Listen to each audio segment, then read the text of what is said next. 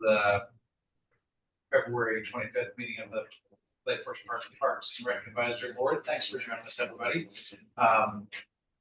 The first order of business is to look at the agenda, which I think you all, both, I guess there are two of you now, both have a copy.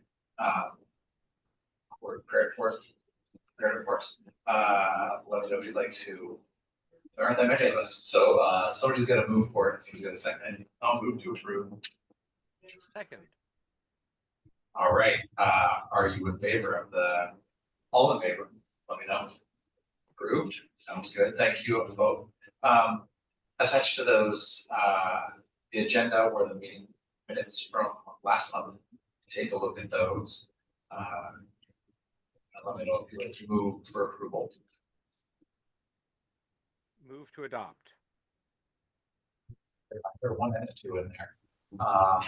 All in favor? Great, that's 3. Thank you. Now we can move on to the fun stuff. So our business, we have a couple of guests tonight. So thank you both for joining us. I think first on the list is Linda. Corey, do you want to lead in or? Yeah, so Linda's the superintendent of the Parks and Recreation Cultural Department. Recreation and Cultural Services. Yeah. So thank you for coming, and she's going to talk a little bit about our hang time agreement and our recreation discount that Shoreline graciously gives us. Thank you. I'll share my screen if I have access to. Share, here we go.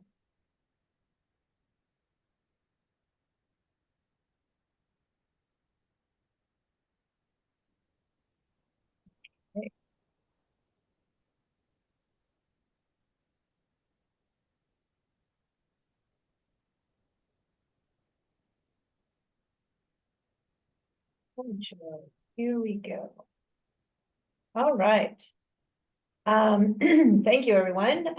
As Corey mentioned, I'm Linda Finch, Recreation and Cultural Services Superintendent for the City of Shoreline, with the Parks, Recreation and Community Services Department. We've changed our name a few times. We were Parks, Recreation and Cultural Services, and then during COVID, the department changed to Recreation, Cultural and Community Services, and Parks was moved out. Now Parks is back.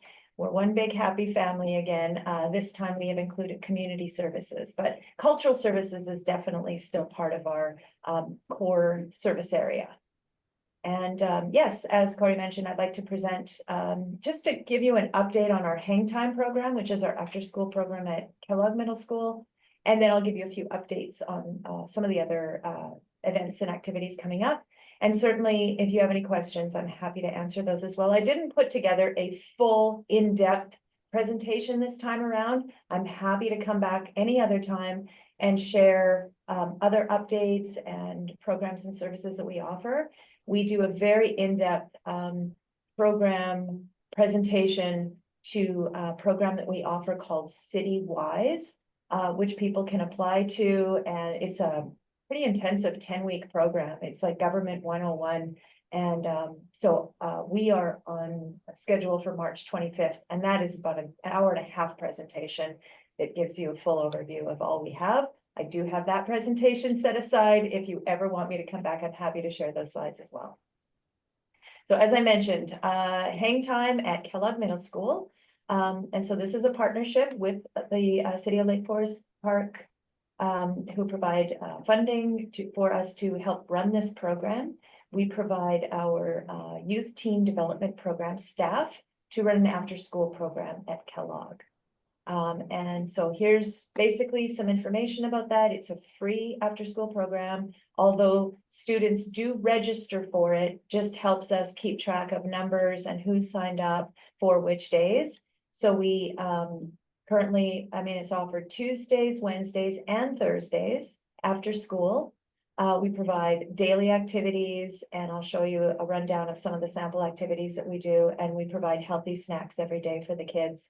So Tuesdays and Thursdays, the program runs from 3:10 to 4:45 p.m. And on Wednesdays during early release, our hours are 1:30 p.m. to 4:45 p.m. And then participants are eligible to ride the activity bus home after the program at 4:45. So here's a few of the different activity samples that we provide. Gaga Ball, which I still have not seen yet, but I know it's very popular. We offer a number of STEM challenges, crafts, sports, art, video games, and board games. And the selection of activities is really based on the students and what they want to participate in. So sometimes there'll be an active group and they'll want to do sports in the gym or outside, and then other times they'll want to do video games or crafts or art or things like that. So the leaders really run the programs based on the interests of the students. I know this is a lot of text. This was a report that was provided to me by our staff. And so they prepare a quarterly report, which goes to the City of Lake Forest Park. And it just gives a summary of some of the activities that they participated in. So I've created a summary for each of the past 4 quarters of the session. And so depending on the group and the students enrolled. So this dates back to a year ago, 2023. So that school year of 23-24 is what's included in this. So the school year, it says ended on a high note with the introduction of new engineering challenges with the addition of Xbox. Of course, video games are always popular.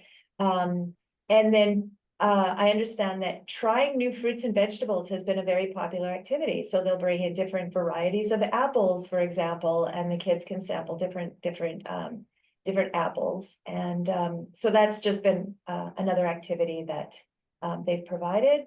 In that quarter, there were 17 Lake Forest Park students registered. January through March, focus was on empowering youth to lead activities. So it was really developing youth leadership skills. So they would run the video game club. They set up outdoor games. So that has been another skill development area that our staff have focused on. Outdoor engagement, of course, people like to take advantage of any nice weather that we have. And so using the field and the tennis courts provided opportunities for the youth. There were 19 students registered in that quarter, or 19 Lake Forest Park students registered in that quarter, I should say. And then some of the highlights for the last quarter, with a new grade 6 class, they decided to see what their interests were. This was a group that was not as interested in competitive sport or activities, so they focused more on the crafts and the arts projects. And in total, there were 61 Lake Forest Park students registered throughout the year.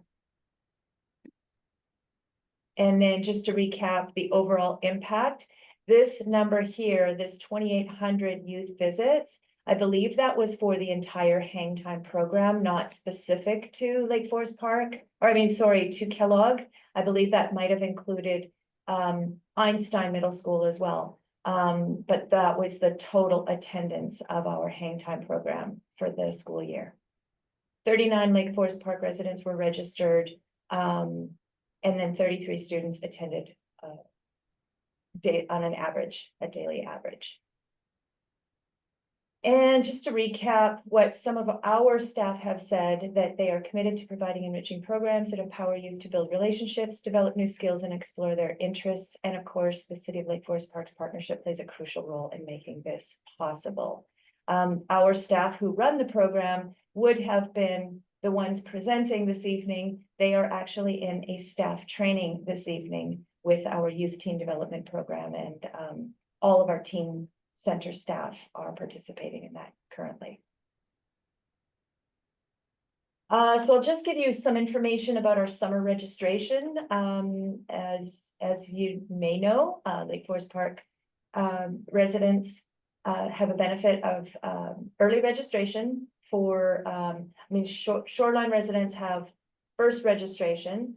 Lake Forest Park are 2 days later, and then the rest of the residents through other areas can register after. So Lake Forest Park has priority registration after Shoreline residents. So the rec guide will be available March 3rd. I know it's not delivered to Lake Forest Park homes, but it will be available for pickup at Spartan, and it will be available on our website, a digital copy of that. So it will be available March 3rd.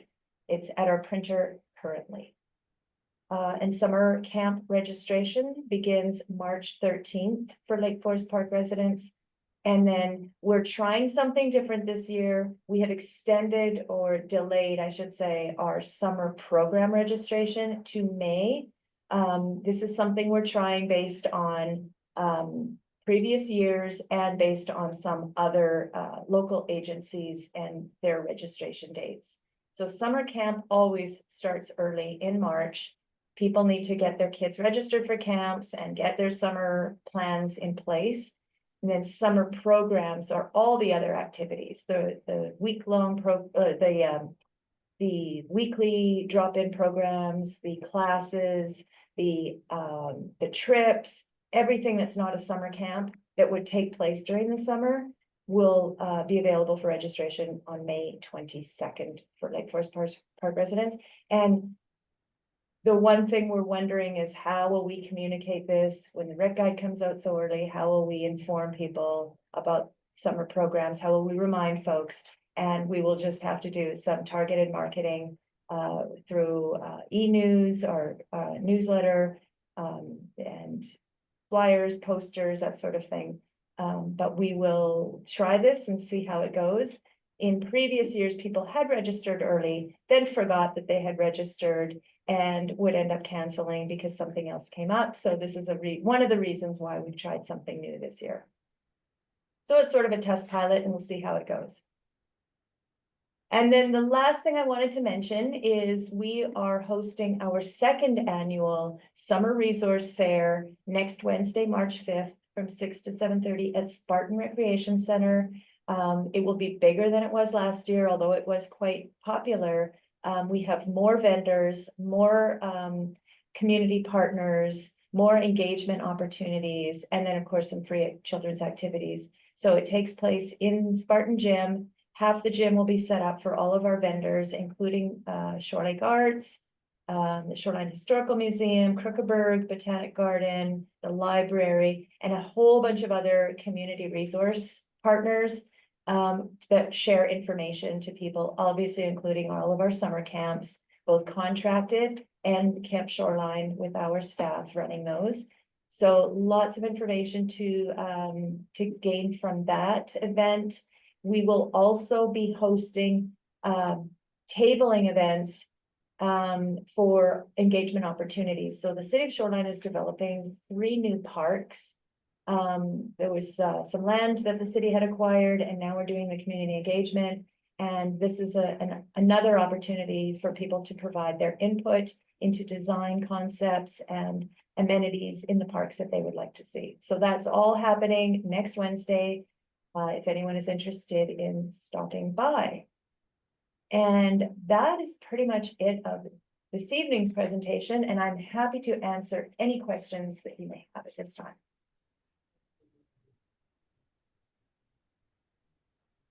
So I think that's really interesting to hear more of the behind the scenes. I feel like we see those things. Many of us have kids in the local schools. So I know my son did hang time a little bit at Kellogg previously, or did I guess an after school club that kind of been around the same time. So that was maybe one of my questions: is how are those different things, the school clubs versus the hang time? They are, and yeah, and the idea there is not all kids are involved in clubs. And so this is an opportunity for parents who want their kids to be in a safe space with their friends, still a place to hang out, but which is maybe why it's called hang time. Who aren't in a formal club or a sport, track and field is probably the only sport where we see a drop in numbers because it's open to everyone. And so there are a number of hang time regulars that also participate in track and field, but not necessarily. And so it's a program for kids to just hang with their friends, try new things.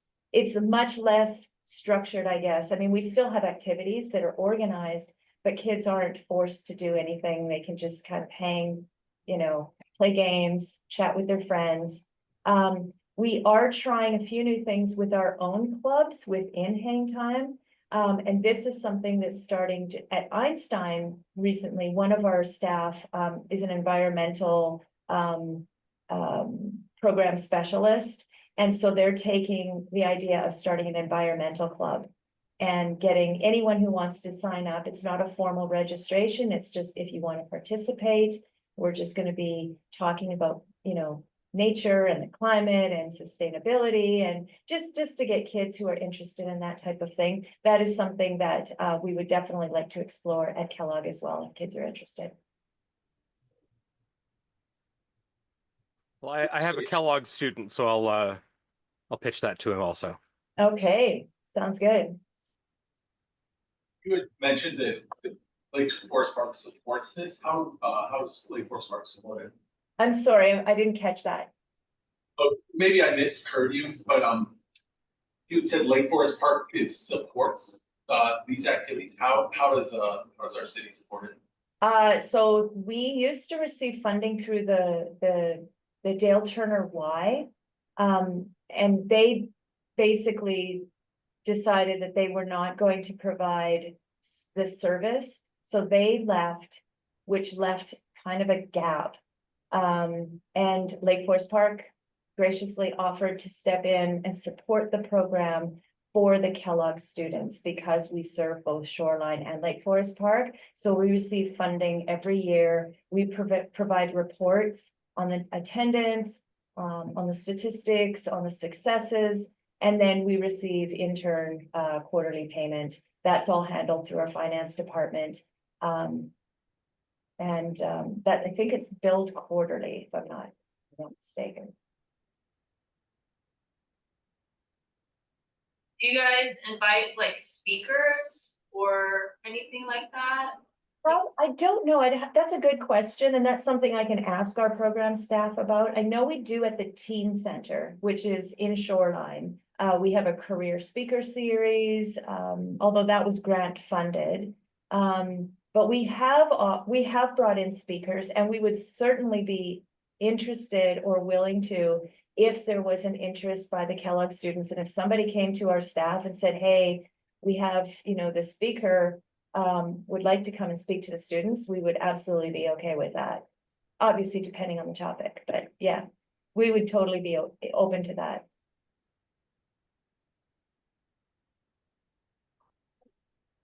The ground running that. Is it a city employee? Is it a? We have two, well, so we have 4 full-time youth team development program staff. 2 of them, actually, I think one of them works at Einstein, one of them works at Kellogg, one of them works at the Teen Center, and they have extra help staff. There's always at minimum of 2 staff at all times for ratio. And then if there's more students, they'll bring in another staff member. So we have at least 1 full-time staff at Kellogg at all times. And then usually supplemented by support staff. But it is On the, for service areas, and our city council have committed to providing services for youth, and that's just a core service that we've provided for several years, including our teen center, which is open 6 days a week. And the numbers have continued to grow since COVID. I mean, I know that they dropped during COVID, and even after COVID, those numbers have gone back up to where they were prior to COVID. Sorry, someone was going to ask another question. share that, the last portion of your comments too. It's good to hear, like, there aren't that many opportunities for kids of that particular age, especially to hang out somewhere where their parents feel comfortable with it and where they're doing something productive and having fun. So I love it. And just anecdotally, I know, I attended briefly our staff training, which is happening right now. And they did say that the numbers have increased in hang time. They've seen an increase gradually over the past year. So it's trending upwards. So, which is, it's telling that, you know, the program is successful, or it's that kids just need a place to go after school. If they're not interested in participating in an organized sport or club. Sense that most people find out about the program through the school itself. or Yes. other ways. Yeah, we work closely with the school administrators, and it has been going for some time now. So I think mostly word of mouth. It is also in our recreation guide. We do require registration, but it's free, and there's no commitment. It's just for us to keep track of numbers, so we can plan our staffing levels. I recall it was pretty easy to get that information at the beginning of the school year. Kids get the big list of like all the clubs that meet after school, and then the hang time, and it's just like check a box or let somebody know. It's pretty easy. It's part of the like onboarding process every fall. So it's pretty accessible. And I think there's only been perhaps a few times where the hang time program has been displaced because something has come up at the school. And so they may not have a dedicated space for that one day. They might have to go to the lobby or, you know, some other space within the school. Band concert might be taking place, or whatever that may be, but it doesn't happen very often. And if there is something happening at the school, our staff are usually notified well in advance by the teachers or the principal. That deal has to also include the schools at some point too, right? So the school district is part of that.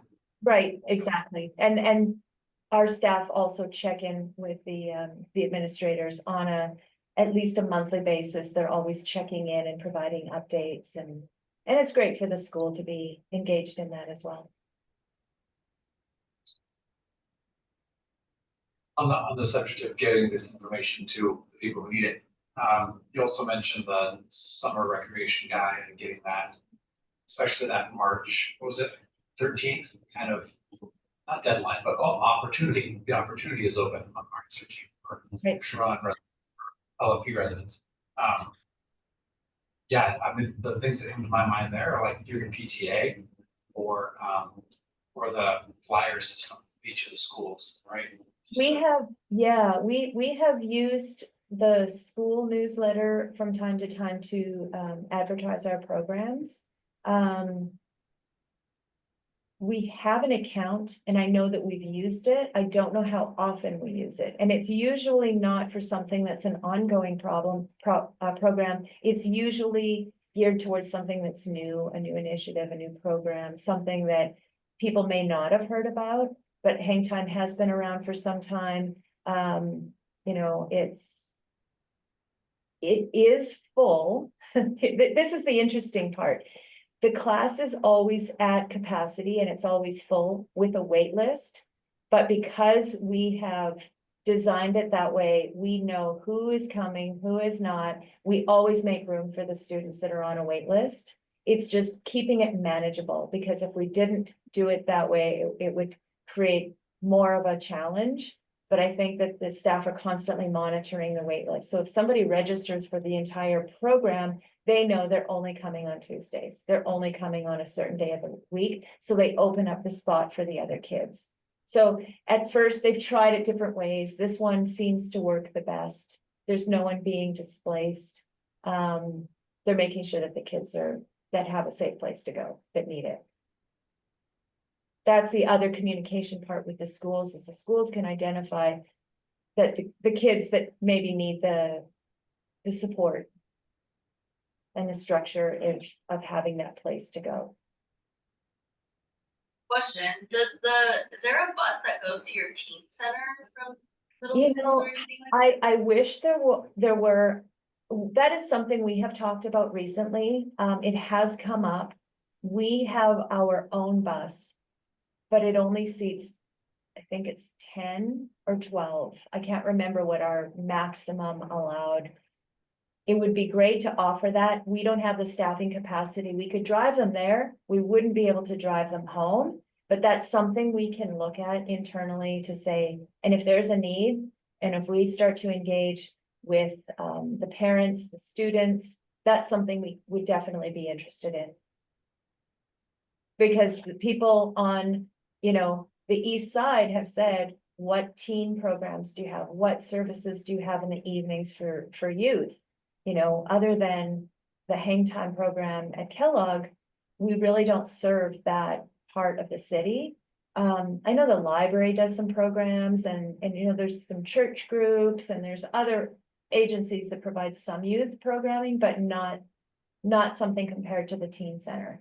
So if we could get kids to the west side or somewhat west side, central Shoreline, we would definitely love that. And again, we've talked about trying to create some transportation options.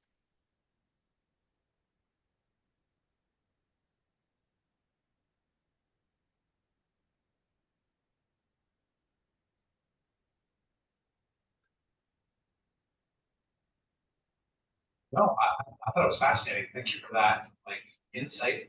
I'm always impressed with the breadth of the offerings in that summer guide.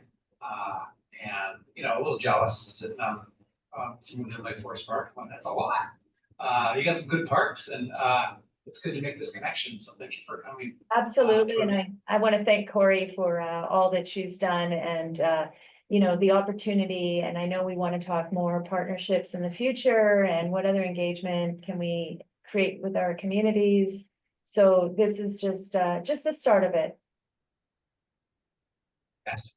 Thank you. Thanks so much. Thank you, Linda. Right? Thank you all.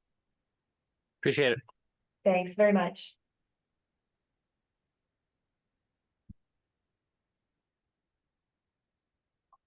For our second special guest.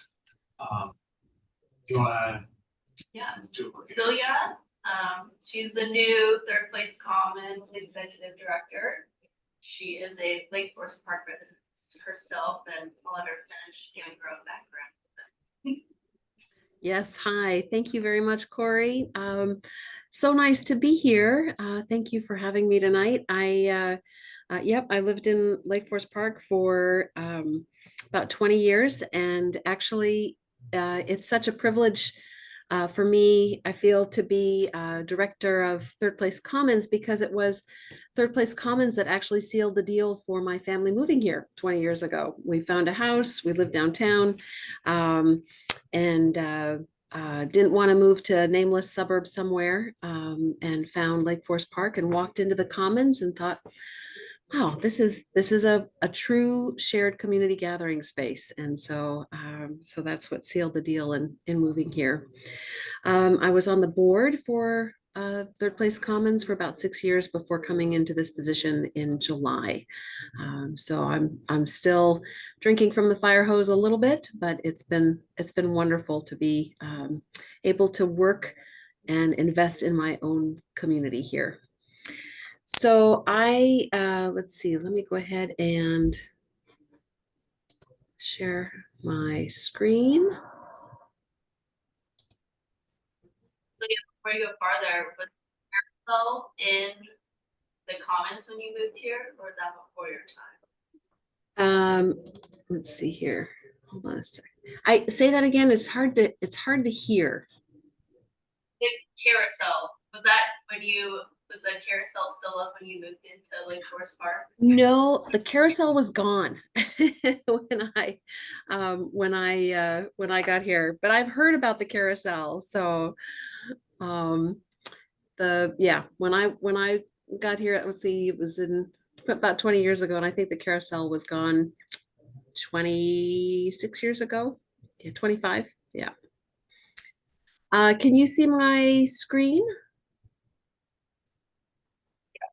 Is that all good? Good. All right.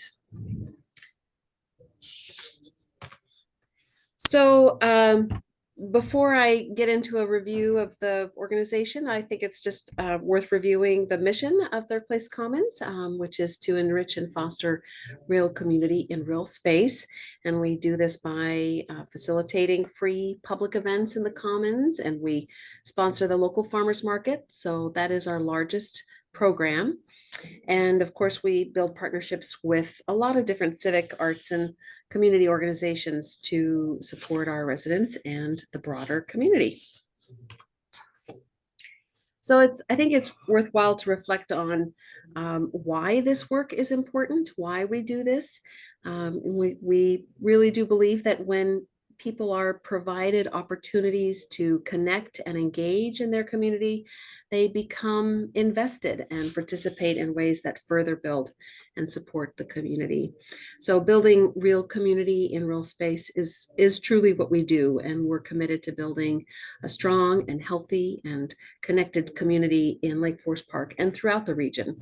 And when you have a connected community, you have a more resilient community.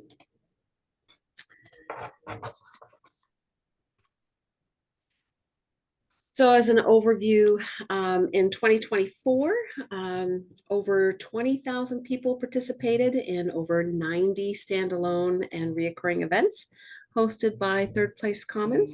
And this included live music and dancing, teen performances, senior dance events, theater performances, and a whole lot more. And we also have several reoccurring community groups and meetups that use either the Stadler Room, the Commons, or are a hybrid. And these include all those that are listed here. And I will just highlight the Art Inn that's been going on since the very start, about 25 years ago. First Saturday of the month, there's an Art Inn in the Commons from 10 to 4.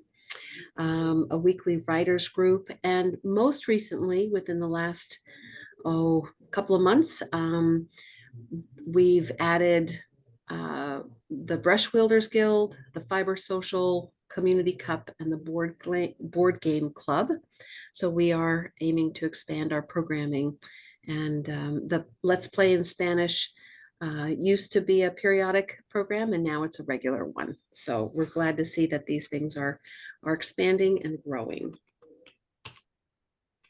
Our language conversation groups are still going strong, and they meet weekly, both in person and on Zoom. They sometimes alternate. German is all online right now. And that also just doesn't even include the dozens and dozens of informal groups that meet in the Commons weekly or monthly to play bridge or mahjong, D&D, draw and paint together, and so much more. It's been really fun for me to be in the Commons on a regular basis, so I can see all the folks who are meeting here weekly and monthly, and they're a group of teens that come here every Saturday to play board games. And then there are people who work here regularly, a couple of days a week. It's just been really fun to get to know people in the Commons. We love to build community spirit around the holidays. We partner with KCLS, the Friends of the Library Foundation here in Lake Forest Park quite a bit. And we partnered with them for the Halloween events, bringing Jeff Evans, a magician, to come and perform for a very enthusiastic and large crowd. And then we partner a lot with the merchants here at the town center. So there was trick-or-treating throughout the mall. We had a harvest farmers market and a holiday farmers market and craft fair in December. I hope that you were able to attend both of those. Those are very popular. Both our farmers market and craft fairs that happened inside the mall, while the farmers market and additional crafters were outside. So as I mentioned earlier, community partnerships are really critical, and we're proud to partner with various local and regional groups to host candidate forums, educational events, and theater productions. Some fun ones from last year included the Cub Scout Pinewood Derby, a fly fishers tying class, a book swap, holiday card making, and we had a couple of town halls with Representative Congresswoman Pramila Jayapal and King County Council Member Rod Dembowski as well.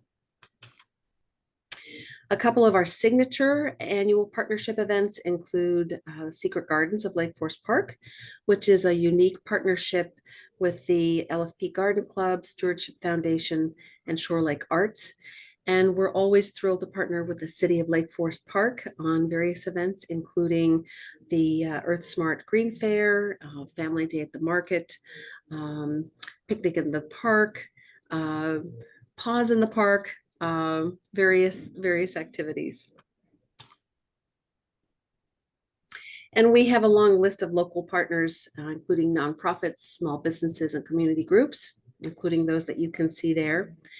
So on our stage, on the Commons stage, we lend our sound and tech support so that these organizations and others can perform for the community. So we coordinate with them, we provide the lighting and the sound, and then they're able to connect and perform for the community. So the farmers market is celebrating its 20th anniversary this year. We're very close to our pre-pandemic numbers these days, between 2,000 and 4,000 visitors each Sunday, May through October. And we have a really strong and loyal base of folks who come to our farmers market. And many of our vendors have been with us since the beginning. Christina Martin, who's our market manager, she started out as a vendor at the farmers market, actually. It's a close-knit group of vendors and a loyal group of folks who come every week. So to better serve our community, we gladly accept SNAP benefits, WIC, and senior FMNP cards at our market. That's the Farmers Market Nutrition Program. And we're proud to participate in the statewide SNAP Market Match Program, which provides SNAP recipients with a dollar-for-dollar match for their SNAP benefits up to $25 per day at our market. So that means up to $25 of free produce for families every week. And we also provide our own very unique and successful local food assistance program called Market Bucks. We partner with the LFP Rotary on this, and then we distribute vouchers to community partners, including Center for Human Services, Ballinger Homes, and HopeLink, providing them with vouchers that they can give to their families to use at the market. So that's really, the aim of that is to empower and support youth and families and seniors who struggle with food insecurity to purchase fresh and healthy food at our farmers market. So during the pandemic, Third Place Commons was really exceptional in pivoting and providing online programming for our community. And we're fully now back in the Commons and ready to launch into a new chapter of renewed energy and focus. And our goals going forward are to expand our community programming and engagement, to strengthen our community partnerships, increase our connection to young families and seniors in the community, and to ensure an accessible, inclusive, safe, welcoming, vibrant, and engaging community center at the Commons.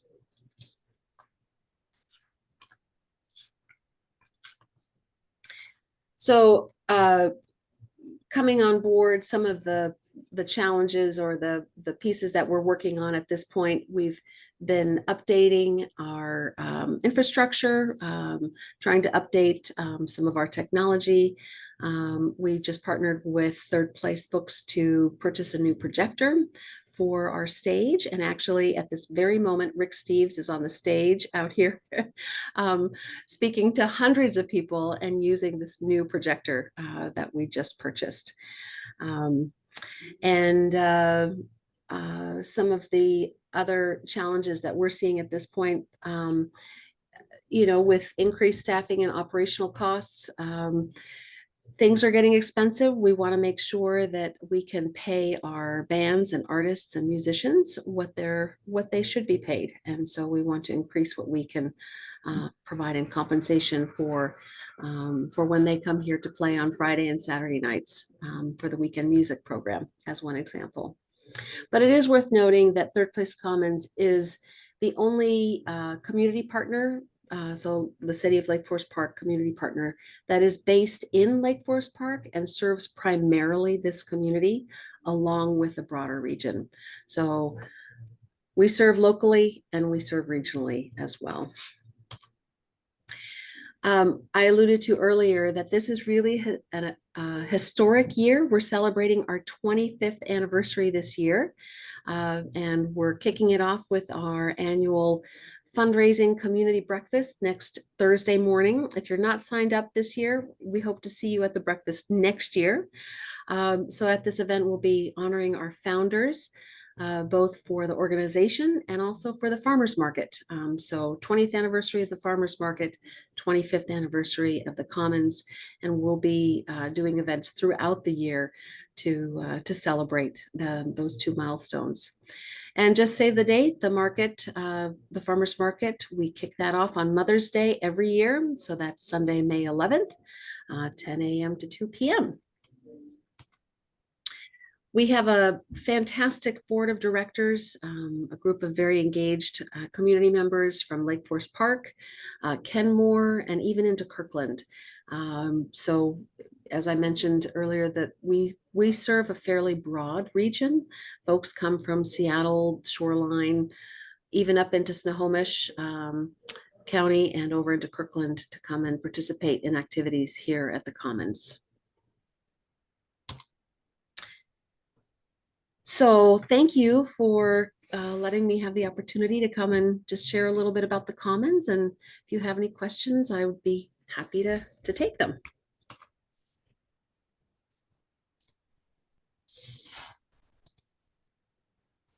Always good to hear more about the Commons. I'll just put a quick plug in for the Cub Scouts going there for the Pine Derby. That was so fun. So thank you for hosting. It is a wonderful venue. We tried it somewhere else during the pandemic. It just wasn't as good. Mostly because it was outdoors, it was freezing. But that spot is just perfect for that event. And the kids have a great time at Raiders. Thanks for. What is it? Oh, they build a little car out of a block of wood, attach your wheels to it, and then they race them down the ramp. Oh, okay. And yeah, it's just fun.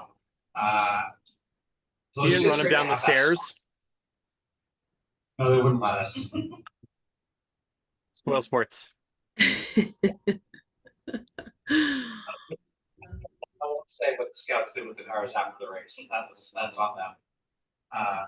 I would also say that again, focusing on my experience with the scouts, we would meet there as a leadership group every first Tuesday. Now I can't remember. It's been so long. First Tuesday in the Commons. Just that was our local spot.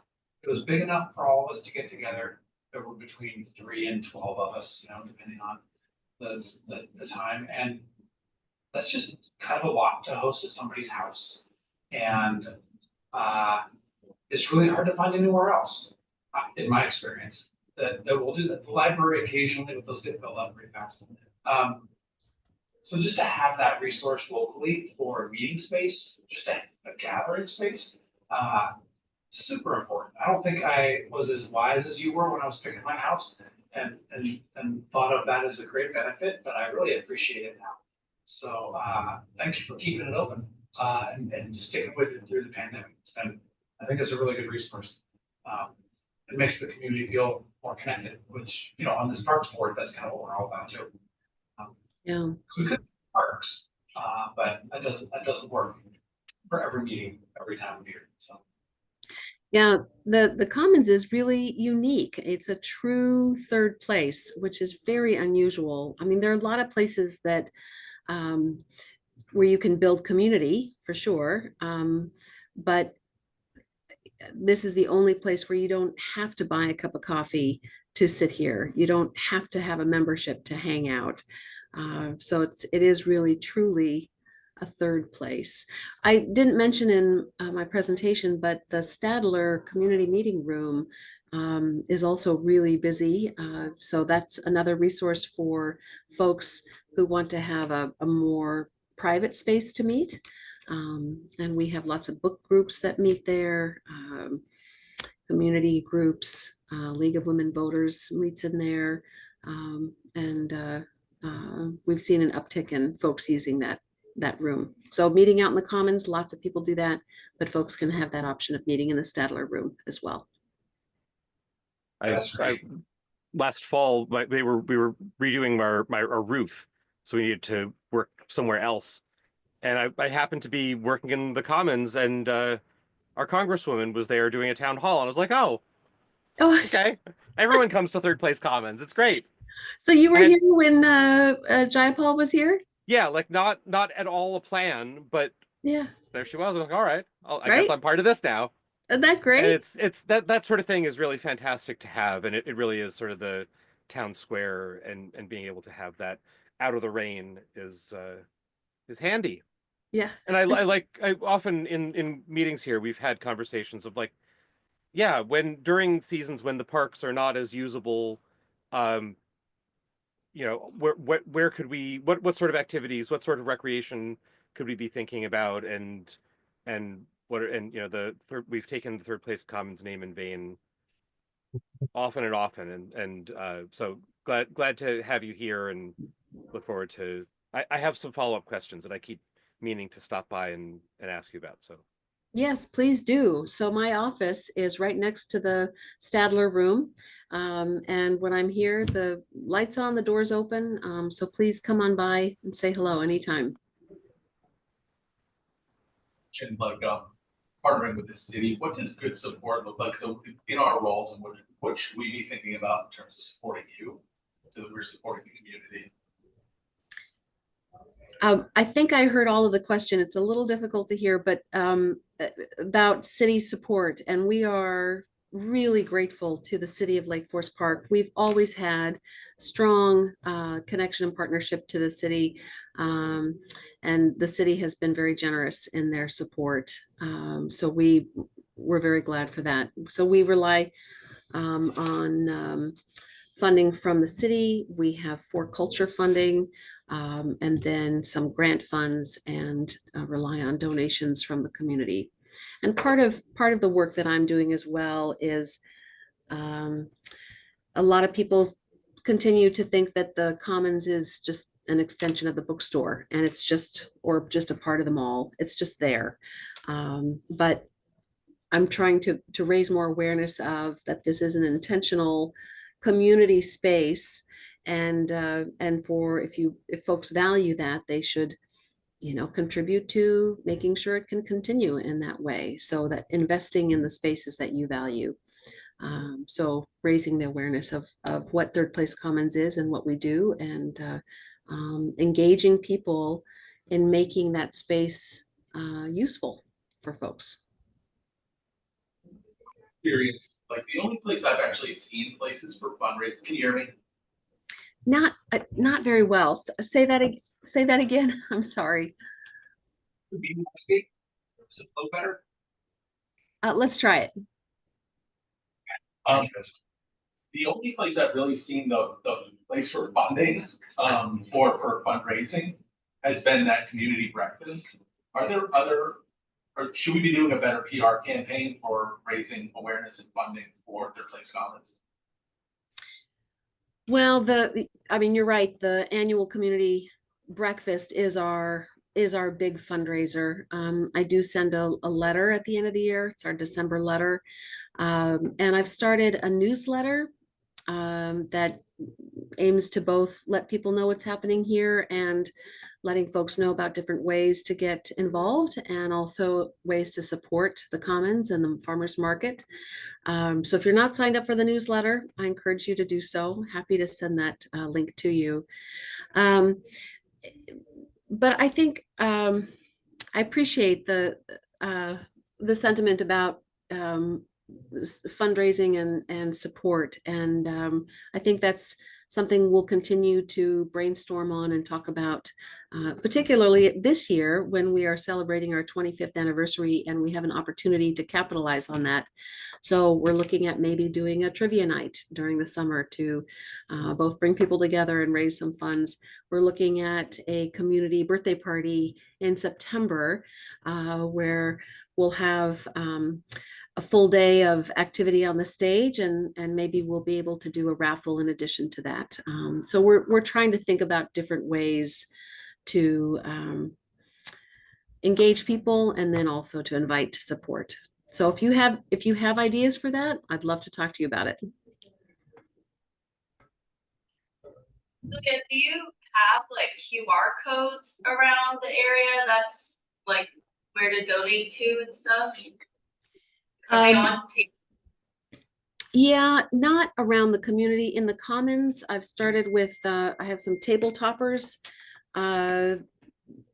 throughout the Commons that has more information about Third Place Commons and how to support and how to get involved. So I'll continue with that. And if you haven't been in the Commons lately, I encourage you to come by because we're working on improving the space. So the north, is that north? Yes, the north wall has been painted.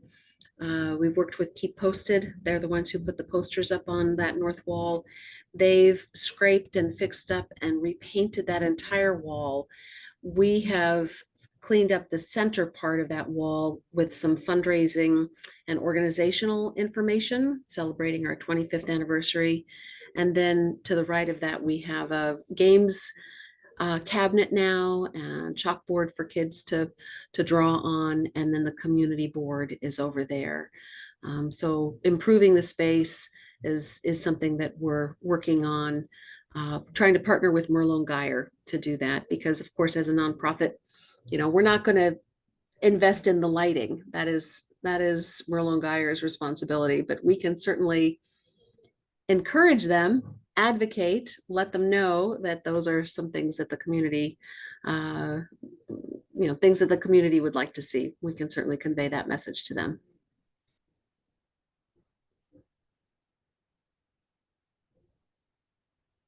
Josh, are you muted? Yep, I was. You're right. I wasn't. I didn't think it was likely that I had sounds that were affecting you guys, but figured I'd try muting to help that. In terms of recreational activities, are there groups or things that you would like to see at Third Place that we could be helpful in any way in helping recruit or set up? Spreading the word about. Yeah, thank you for that. I am starting to pull together some parents of young kids. So I'd really like to figure out how to bring more young families into the Commons. I don't know if you remember, but a long time ago, well, pre-pandemic, there used to be over by the escalator, kind of a 10 by 10 square area with some seating around it where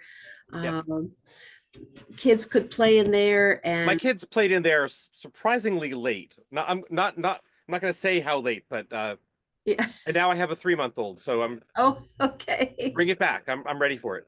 Okay, well, good. You can be on my advisory committee for how to bring more young families into the Commons and brainstorm ideas for how to do that. The Third Place press space over in the corner that is empty. I'm talking to Merlot Geyer about maybe, wouldn't it be great if we could make that into a play area in there? Since we no longer have that space over by the escalators. They got rid of that during the pandemic. Bringing back the chessboard, trying to figure out some other ways to engage kids and young families. So as we work on those projects, if there are ways that we could work with the Parks Board and to brainstorm or to strategize around that, I think that would be a great opportunity. Yeah, and I mean, I'm also thinking about, and Alice isn't here, but like the yoga in the parks that happens over the summer, you know, are there ways to maybe bring some of those things through the year with an indoor space, or I Yeah, mean, that may be too space intensive, but if there are other, I know that like the fly fishing club meets inside there, but if there are other things like that that you've imagined would be nice to have or in the commons that hasn't turned up, that we can help try to dig up participants. yeah, I'd like to bring in, so you may know we have weekend music, which is live music and dancing every Friday and Saturday night on the common stage, and there's that dance area in front of the stage. And I'd like to have more dance classes. And there's a woman in Kenmore who's connected to a salsa community. So I'd like to think about broadening the kind of music and the types of dancing that we do. So that's some activity around the dance area there, the dance zone that we're thinking about. Yoga, and I mean, it is possible to use that space over by the stage for mats on the floor if there are activities that we could do there. But there's, you know, the ambient sound in the commons. So I'm not sure. Yeah, yoga and tai chi may not be great there. Yeah, although they could work in the Stadler room potentially. Um, although it's a little bit of a smaller space. I also wondered, we had Shore Lake Arts present time before, and including conversations about the Battle of the Bands and other, you know, cultural events in the parks. Uh, I assume that you and Corey speak about, you know, if are there connections that we should be making there of local groups that are performing at Third Place Commons who should also be part of the conversation about some of those outdoor summer events. Yeah, Laura and I go way back to PTA days from Laura James from Shore Lake Arts. So so we have talked about different ways in partnering, and the Edible Book Fair was held here in January. We partnered with them on that. And that was great to bring that back, that popular tradition. So yes, partnering with Shore Lake Arts and other community groups. And you know, Corey is, as you know, fantastic, and we really appreciate partnering with the city on events that happen in Lake Forest Park and in the parks. And the date, Corey, the date for picnic in the park is September, was it September 6th? The Saturday after Labor Day weekend. Okay.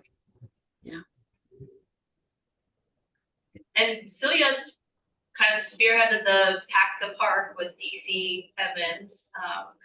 That will be back again this year. So. Mhm. Yeah, Pack the Park started, oh, I don't even know how many years ago now, but certainly pre-pandemic, as a way to support youth nutrition, particularly in the schools, to support the Friday Food Packs programs. And that has continued. And so this year, DC, who has continued with the Pack the Park and working with Corey and the city on that, Third Place Commons is going to be a part of it. And we're looking at youth nutrition more broadly. So supporting some of the youth nutrition pieces that Third Place Commons does through the Market Bucks program. And that is going to be May 10th, Saturday, May 10th, the day before the farmers market opens up. So please, yes, when you hear about that, please sign up. That'll be a great thing to do as a family.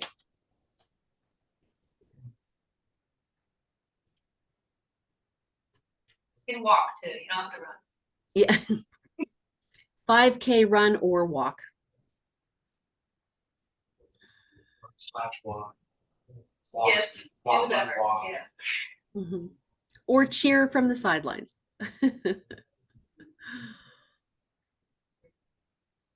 Any other Fantastic. questions or ideas or suggestions? If you have any thoughts about something you'd like to see in the Commons or a program or an activity, please please don't hesitate to reach out. I love the dance classes idea. I think Yeah. that could be a huge youth, a way to bring youth in as well. So I have some ideas for you. Any particular kind of dancing that you're thinking of? The kids are into like K-pop breaking dancing now. I'm just saying, so it's a movement. It's a movement.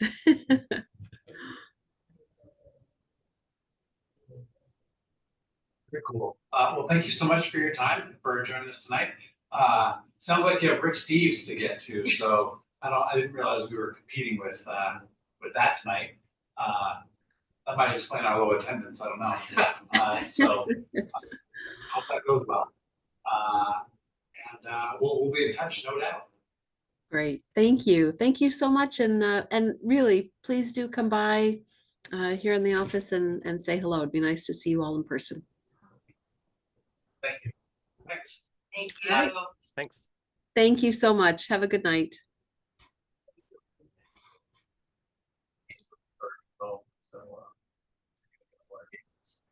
That was nice. Yeah. Yeah. I saw the bookshelves like already pretty packed when I went by. Yeah, which is great. Okay, So, this week. get it now. Guys are daughters away. Good spot for 'em. Next on our agenda is the schedule April Shoreline Historical Museum tour. Okay. I'll probably just do this through email, because I think that's probably easier. Yeah. He gave some dates of April 8th through 11th. And just a question too, like, are you guys able to meet in a weekday if we can find enough time to, a weekday type tour up there? I could do a Friday pretty easily. Friday easily, okay. We'll see if we can find Friday.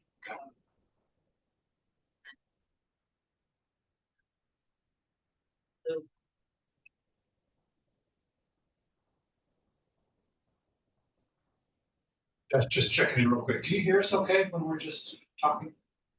Normal. It comes in and out. It depends when you're just chit chatting, not as much, but when it's forceful, when you project, it works fine.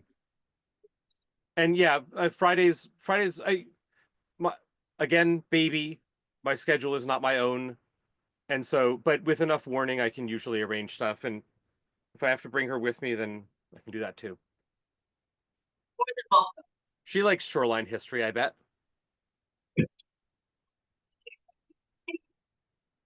That's what the youth are into these days. That and K-pop dancing. Mystery. All right, then we're to the other section of the agenda. I've at least one thing we can talk about. Anybody else have anything to add in there? The other, I would say it was really great having her from third place comments. Yeah. And I feel like that should, like, if we're thinking about that regularly, that's a really good, a good reminder and prompt to perhaps have her as a regular. Yeah, I agree. She's doing like great work over there right now. She's been gung ho on getting things back up and running. Seemed like it. Yeah, she's doing work over there, so. Great. Yeah, let's check. Yeah, that was really energizing. Yeah, very aligned. Yeah, totally. And they got space. Yeah. So, Yeah, I see our partnership growing a lot. yeah. The one on my list was the work plan that presented to the city council Thursday. We voted on that last time, and it was not particularly different than our last one. Okay.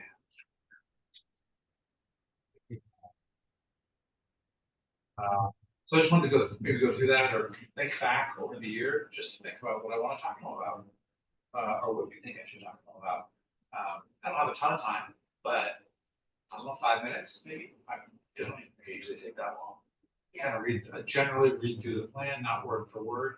I might start with a lead into like how the work has been going or what we're focusing on, and then kind of tie those into the different work plan items. I don't know. So, last year. So as you think about that, I think part of that though is like just give them at least a quick download on what happened over the last year. And I was just trying to remember. So if you have any suggestions, the summer stuff is usually the most active.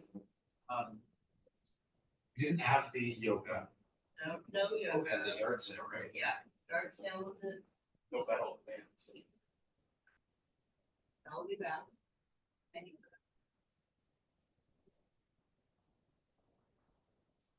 A lot of lakefront work, really. Yeah. What did we do? Can you remind me of all the things we did for that?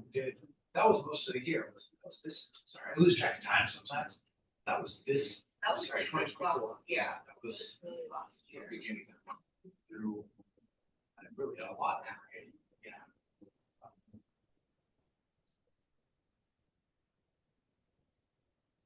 So design meetings with consultants. Yeah, I guess some of you guys were on the interpretive committee. Yep. Well, it's. Hardcore.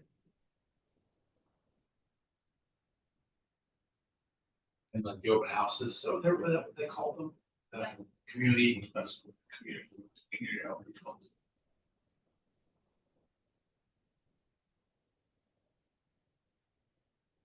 Okay.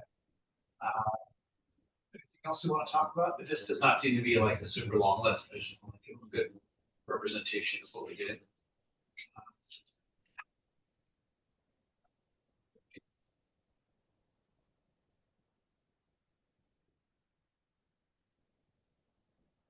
Cards, yeah.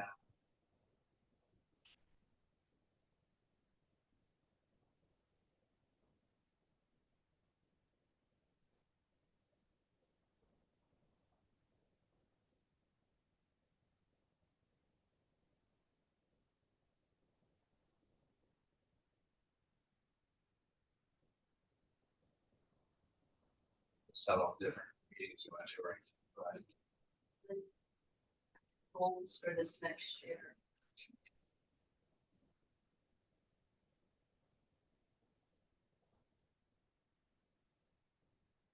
Yeah.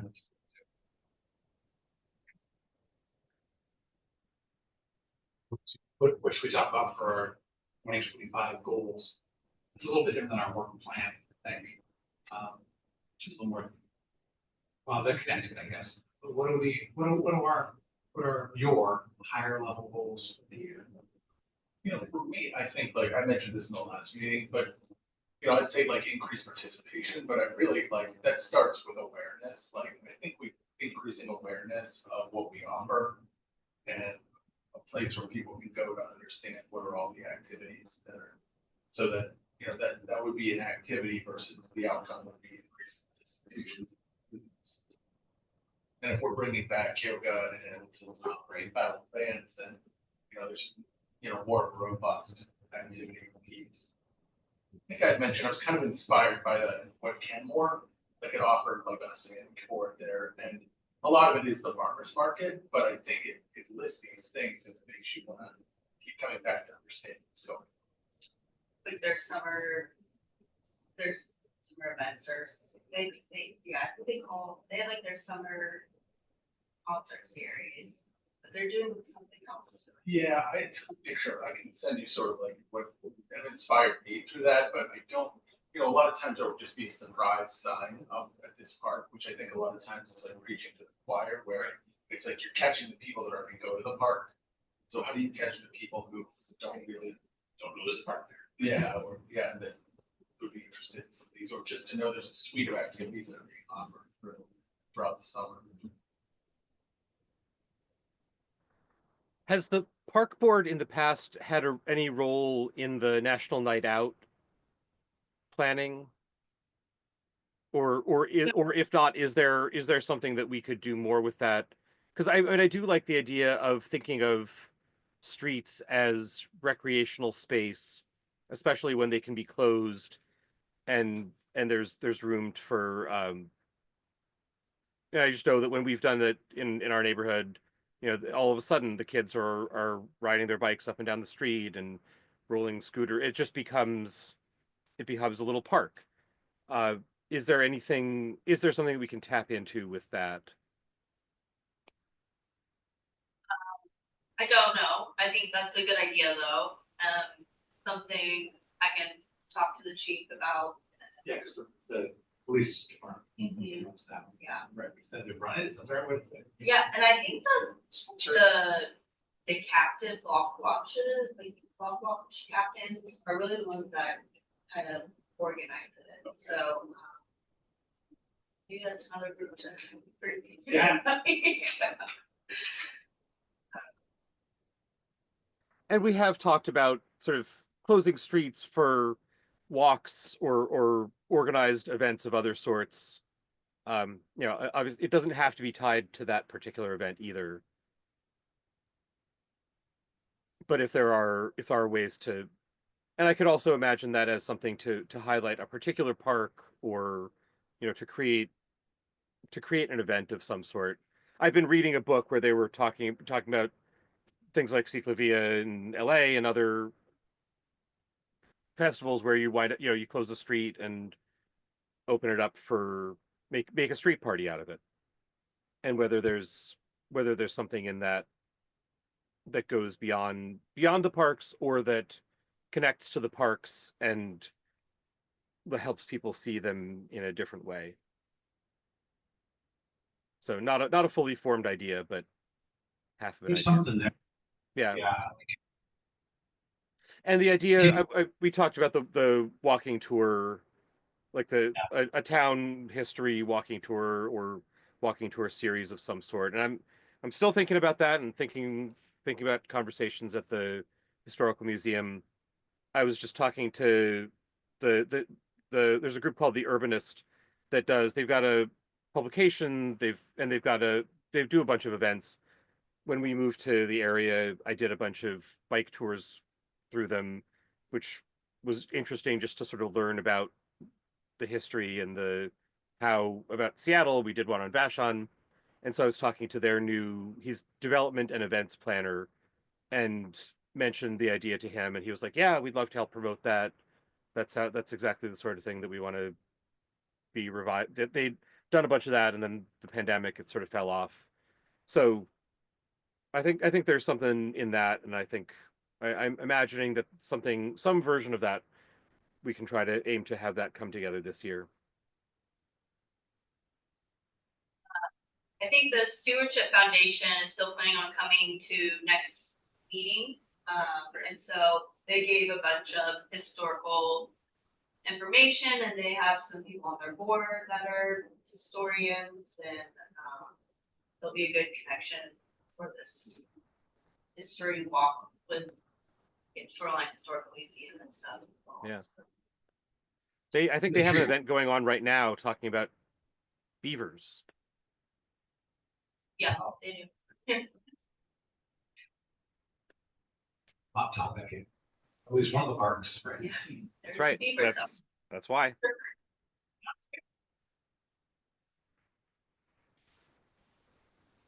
Okay, I can go with this. Let me know if you, or I guess through Corey, in the next day, if you have anything else to add to that. Otherwise, I'll kind of put this together into a few talking points, and then talk about what we do to the council. You guys are more than welcome to join. Oh, yeah, come on down. Thursday at 7.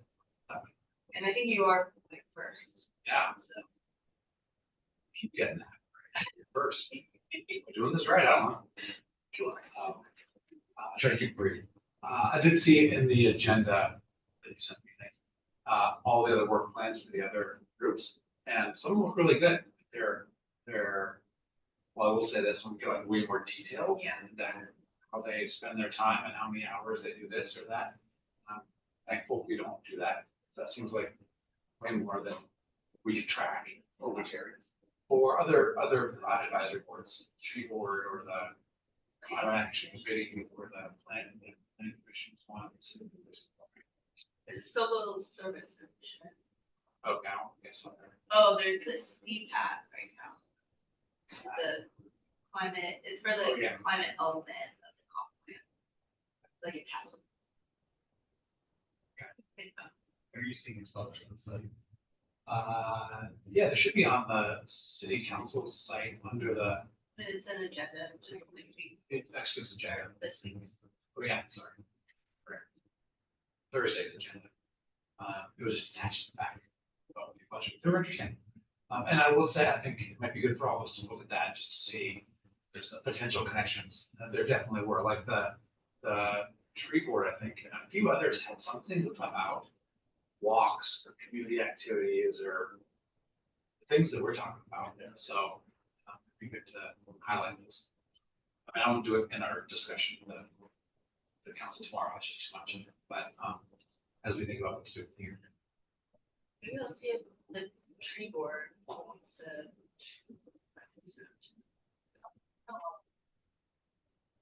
Well, I think. We're friendly.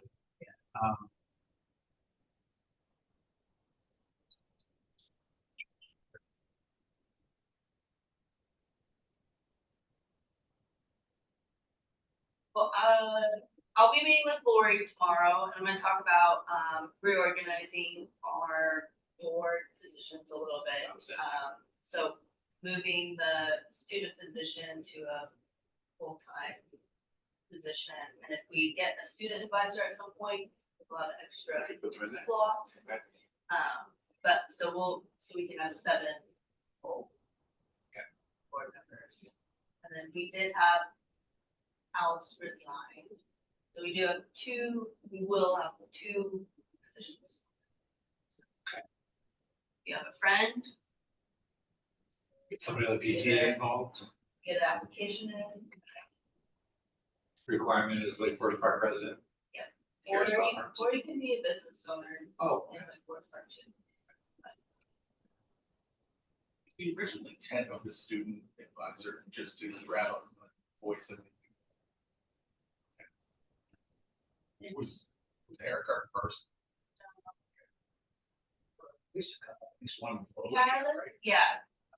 She was When really good. First started, she was great. And Really then good, like, we might have had one in between. Just hit her. Yeah. I mean, part of it's also just to give them the opportunity to see what it's like to be involved. Volunteer out. Some of them have participated or felt more comfortable participating at various times.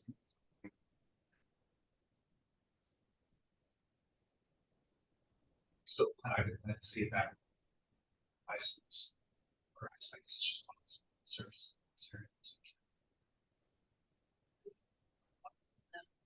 You have 2 student advisors, Sure. maybe 3. Maybe not. Okay. Yeah, that was on my list. Thank you. So we have 2 openings now. And so again, we can start, feel free to start recruiting, I guess. Or otherwise, it'll go out in the next news. Yeah, I city news. One did go out. But I think I'll probably try to get a specific cardboard one out. And also just spreading the word. I can send you guys the link to the application. That'd be good.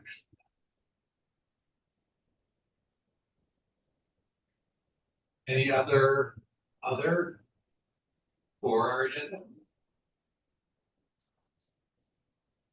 a question for Corey. I don't, you may not know this. It may not be a noble thing at this point, but with all of the conversations about delayed federal payments for stuff, is there anything about that that affects the park funding that we had? Do we know? Oh, I don't know. I don't know. I think like everything I think we've secured so far is state. So knock on wood, like I think we're okay so far.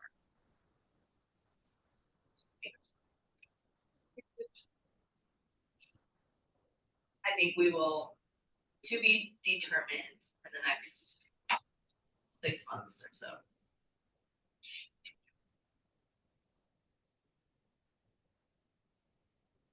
What's the next thing this group has to do with the new park? Do you remember what that is? They'll be coming back soon with like 70% Yeah. design, and then that's when we'll have more input on looking at actual design elements. So kind of like the furnishings, railings type stuff. A little bit more detailed. Okay. We're in then back permitting stuff, and it's moving along, just so we'll I think that's a demo at the end of this year to be able to use the entire group. Yeah. And all that is completed. And we, that company saved a ton of wood going that route, we got a ton of brick out of it. Saved some of the old mantles from the house to reuse in the design for shelvings or something in the main house. Yeah, it was really cool to see them. Like, The barber taking chair? stuff. Did they save the barber chair? No, I don't, that's not been saved.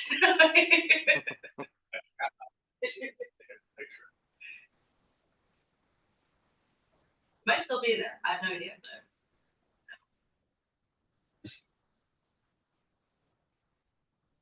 Okay. Any other business for this group? Any public hanging out with a comment? Okay, well, if you watch the video later, everybody, that's, tune in live next time, you can ask a question, or make a comment. Okay, so with that, I will, do we need to talk about next month's meeting? no, Are we all- March 25th. Okay, that's fine. Once we get, I think we might need to look at the April one. I think I might be out of town for The spring break. It's always spring break. Okay. So we might need to ship out, kind of start at least. Sorry, what do we write down for this tour? The Oh, maybe, yeah, maybe we could just, early like that, meeting? yeah. Okay. Yeah, if it's early, it's early, we can convert that to this year tour, the museum tour, to a meeting. So, can we hold a board meeting for this advisory board outside? Yeah, it would city have hall? to be, as long as, like, if we have a forum, it'd have to be a public meeting. And we just advertise. Except the Shoreline, they have a meeting space there. So we can just do.